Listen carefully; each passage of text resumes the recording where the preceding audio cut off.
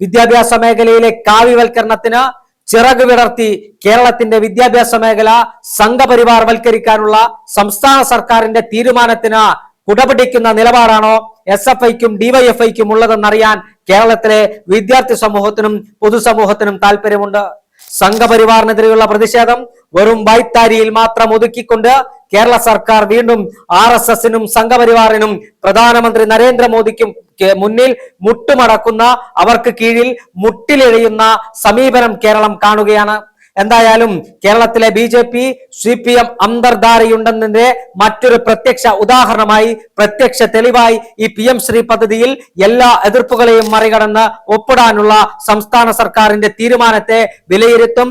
കാലത്തിന്റെ ചവറ്റുകൊട്ടയിലായിരിക്കും ഇന്നത്തെ വിദ്യാഭ്യാസ വകുപ്പ് മന്ത്രി ശിവൻകുട്ടിയുടെയും കേരള മുഖ്യമന്ത്രി പിണറായി വിജയന്റെയും സ്ഥാനമെന്ന കാര്യത്തിൽ തർക്കമില്ല.